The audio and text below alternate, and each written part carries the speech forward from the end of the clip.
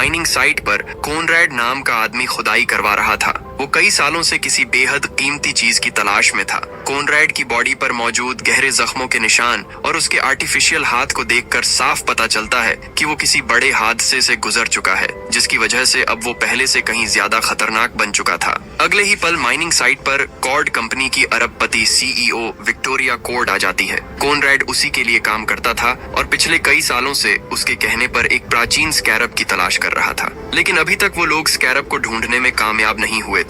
Conrad Victoria को बताता है कि आखिरकार उसने स्कैरब का पता लगा लिया है, अब बस उसे बाहर निकालना बाकी है। ये सुनकर विक्टोरिया बेहद खुश हो जाती है और कॉनरैड को सुबह होने से पहले ही स्कैरब को बाहर निकालने का आदेश देती है। विक्टोरिया के पर्सनल साइंटिस्ट डॉक्टर सांचेज उससे पूछते हैं कि कहीं ये स्कैरब भी पिछले वाले की तरह नकली तो नहीं। इस पर विक्टोरिया जवाब देती है कि ये स्कैरब असली है, क्योंकि वो इसकी ताकत को महसूस कर सकती है। इसके बाद हमें स्कैरब के बारे में बताया जाता है। दरअसल स्कैरब धरती का नहीं था, बल्कि ब्रह्मांड के किसी दूसरे ग्रह की एक एलियन टेक्नोलॉजी थी। ब्रह्मांड में भटकते हुए उसने कई ग्रहों को तबाह किया और फिर धरती पर आ पहुंचा। धरती पर ये स्कैरब मिस्र के प्राचीन राजाओं को मिला। उसकी टेक्नोलॉजी की मदद से उन्होंने विशाल पिरामिडों का निर्माण किया। समय के साथ स्कैरब अलग अलग लोगों के पास जाता रहा और उसने कई लोगों को अपनी सदी का सबसे ताकतवर और मशहूर इंसान बनने में मदद की। कुछ लोगों ने स्कैरब की ताकत का इस्तेमाल शहर से क्राइम खत्म करने और लोगों की मदद करने के लिए किया।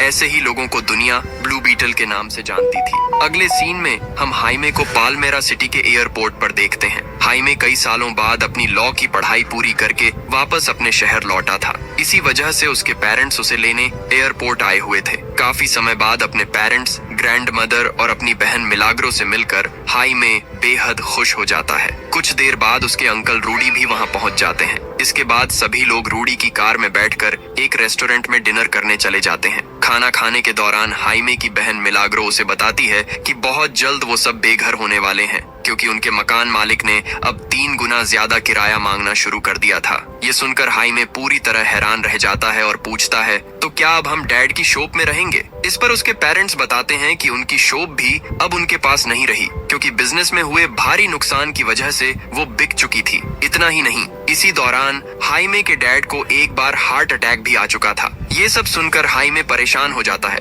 और अपनी फैमिली से पूछता है कि उन्होंने उसे ये सब पहले क्यों नहीं बताया। इस पर उसके पेरेंट्स कहते हैं कि वो नहीं चाहते थे कि इन सब परेशानियों की वजह से उसकी पढ़ाई पर असर पड़े। अब हाइमे समझ चुका था कि उसकी फैमिली को फाइनेंशियली उसकी जरूरत है, इसलिए अगले ही दिन से वो अपनी बहन मिलाग्रो के साथ विक्टोरिया के घर पर एक सर्वेंट की तरह काम करने लगता है। काम के दौरान जब हाइमे घर के अंदर विक्टोरिया को कॉनरैड के साथ देखता है तो एक्साइटमेंट में उसे हाई बोल देता है, लेकिन विक्टोरिया उसकी तरफ देखती तक नहीं। तभी मिलाग्रो हाइमे से कहती है कि अमीर लोगों के लिए हम गरीब लोग हमेशा इनविजिबल होते हैं और यही हमारी सुपर पावर है। उधर जब विक्टोरिया अपने कमरे में पहुंचती है तो वहां उसे जेनी मिलती है। जेनी उसे एक वीडियो दिखाती है जिसमें कॉर्ड कंपनी ऐसे सुपर वेपन्स बनाने की तैयारी कर रही थी जो किसी आम इंसान की बॉडी से जुड़कर उसे इतना ताकतवर बना सकते थे कि वो अकेले ही 100 लोगों का मुकाबला कर सके। दरअसल जेनी के डैड और विक्टोरिया ने मिलकर कॉर्ड कंपनी की शुरुआत की थी, लेकिन उनके डैड की मौत के बाद जेनी कंपनी में विक्टोरिया की पार्टनर बन गई थी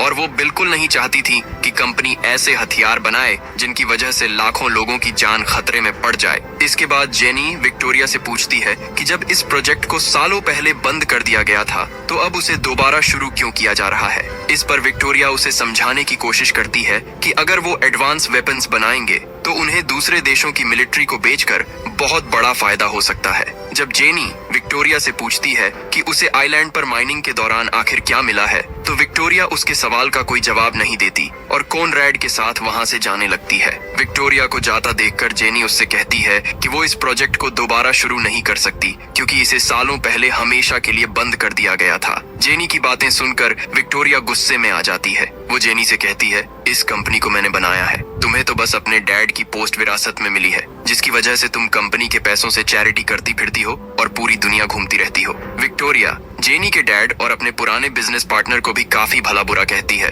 वो बताती है कि कैसे उन्होंने कंपनी को घाटे में डाल दिया और उसे अकेला छोड़कर चले गए। इसके बाद विक्टोरिया ने अकेले ही कंपनी को संभाला और उसे दुनिया की सबसे बड़ी कंपनियों में शामिल कर दिया। अब जेनी और विक्टोरिया के बीच बहस शुरू हो जाती है। थोड़ी दूरी पर खड़ा हाइमे ये सब देख रहा था। उसे लगा कि जेनी खतरे में है, इसलिए वो विक्टोरिया से जेनी के पीछे हटने के लिए कह देता है। हाइमे की इस हरकत से विक्टोरिया बेहद गुस्सा हो जाती है और उसी समय उसे नौकरी से निकाल देती है। इसके बाद हाइमे अपनी बहन मिलाग्रो के साथ कोड कंपनी के बाहर बैठकर जेनी का इंतजार करने लगता है। जैसे ही जेनी बाहर आती है, हाइमे उससे नौकरी के बारे में पूछता है, क्योंकि उसकी वजह से ही विक्टोरिया ने उसे और उसकी बहन दोनों को काम से निकाल दिया था। जेनी हाइमे को उसका साथ देने के लिए धन्यवाद कहती है और उसे अपना नंबर देकर ऑफिस आने के लिए बोलती है ताकि वो उसे नई नौकरी दिला सके। जेनी का नंबर मिलते ही हाइमे और उसकी बहन बेहद खुश हो जाते हैं, क्योंकि अब उन्हें उम्मीद थी कि जल्द ही उन्हें एक बेहतर नौकरी मिल जाएगी। उसी रात जब हाइमे को नींद नहीं आती तो वो अपने कमरे से बाहर निकल आता है।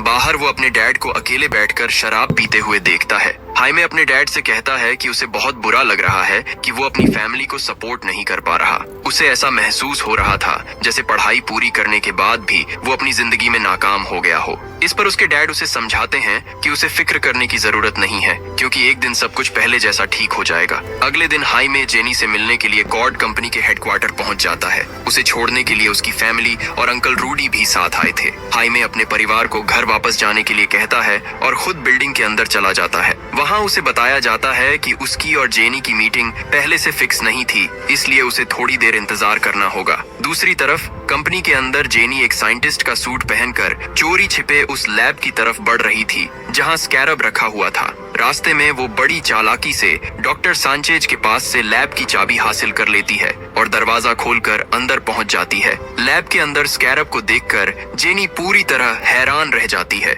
लेकिन इससे पहले कि डॉक्टर सांचेज वापस आते वो स्कैरब को लेकर वहां से निकल जाती है। जब डॉक्टर सांचेज वापस लौटते हैं और लैब में स्कैरब को गायब देखते हैं तो वो बुरी तरह घबरा जाते हैं। वो तुरंत इमरजेंसी अलार्म बजाकर सिक्योरिटी को अलर्ट कर देते हैं और आदेश देते हैं कि किसी को भी बिल्डिंग से बाहर न जाने दिया जाए। जेनी किसी भी तरह स्कैरब को लेकर वहां से निकलना चाहती थी, लेकिन तभी हाइमे उसे देख लेता है और उसके पीछे जाने लगता है। जेनी हाइमे को समझाने की कोशिश करती है कि इस समय उसके पास बिल्कुल समय नहीं है और वो बाद में उससे बात करेगी, लेकिन तभी पूरी बिल्डिंग में इमरजेंसी अलार्म बजने लगते हैं। मजबूर होकर जेनी वो बॉक्स हाइमे को दे देती है जिसके अंदर स्कैरब रखा हुआ था। वो हाइमे से कहती है कि वो इस बॉक्स को लेकर तुरंत यहाँ से निकल जाए। साथ ही जेनी उसे सख्त चेतावनी देती है कि वो अपनी जान से भी ज्यादा इस बॉक्स का ध्यान रखे और भूल कर भी इसे न खोले। जेनी की बात मानकर हाइमे स्कैरब को लेकर वहाँ से निकल जाता है।